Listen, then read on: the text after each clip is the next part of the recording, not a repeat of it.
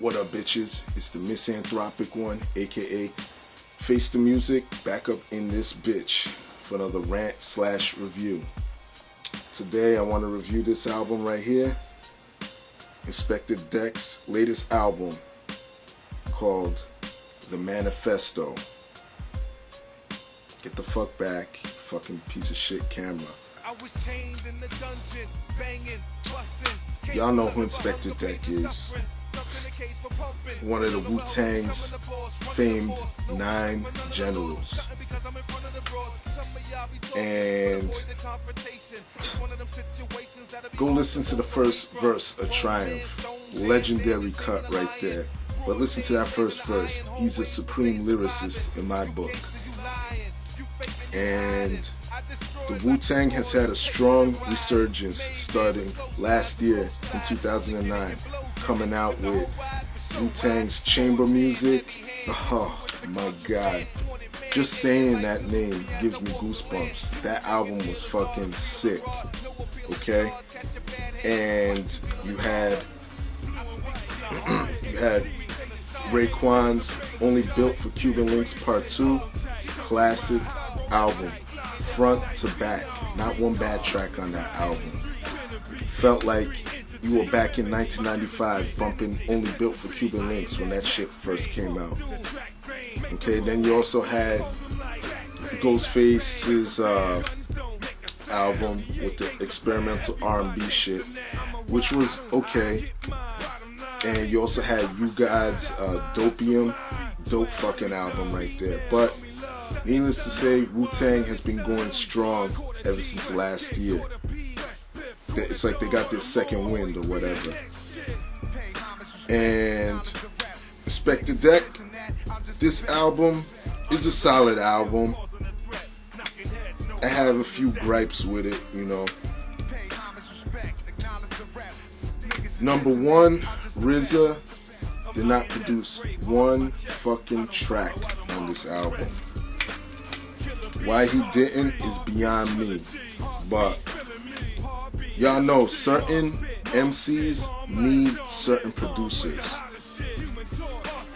And not to say that Deck can't rhyme over other niggas' beats, but you know, with all these Wu-Tang dudes, it's like RZA goes hand in hand with these guys, you know?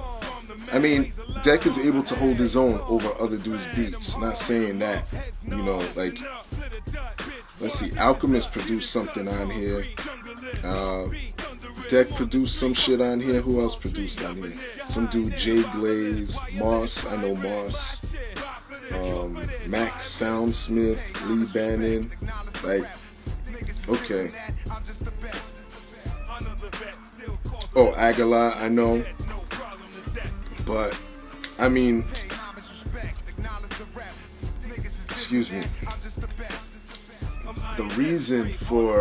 Part of the reason for the success of chamber music, well, let me leave that alone, scratch that, of the success of Raekwon's Only Built for Cuban Links was because not only was RZA on it, but you had an all-star cast of producers on there. You had Scram Jones, Necro, Jay Dilla, you know, Dre was on there, RZA. I mean, come on, like, and Deck needs that shit, you know, like, it's so funny how undervalued some of his albums are. Like his first solo album, I believe it's Uncontrolled Substance. That album's fucking crazy, and you know, people don't, at the time, people weren't bumping it like it should have been. You know, it should have been out there. It should have been crazy, you know, but whatever. Uncontrolled Substance, that's my fucking album. But this album, You know, some of the beats on here, most of them were good, you know, but with some of the beats, you know, they would make some of the songs seem so like, you know, like filler almost. Like We Get Down was like, okay, you know, like Deck is spitting on there, but it's like, alright, you know. And I don't know what else is on there that is like, I don't know. This Is It. That track, This Is It. What else? I don't know. But features were good. You know, yeah, Cormega on there. Who also released the dope album last year, Born and Raised. If you don't have it, pick that shit up. You have some chick, Miss Whitney. You have Michelle. You got Raekwon on there. You got AC. You got Carlton Fisk and Fess Taylor, Terminology, and Planet Asia. Dope track. Track 13, Serious Rapping, featuring Terminology and Planet Asia. That's a dope track. You got Corrupt. You got Billy Danze from M.O.P. You got Capadonna on there and Pleasant. Okay. My rating of this album, 8 to 8.5. Still a solid release. Still dominates over the rest of the bull crap that comes out that's fed into the mainstream or that's on the radio.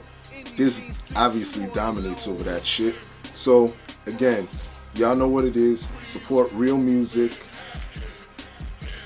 Leave your love, leave your hate. Most of all, subscribe, alright? One motherfucking love.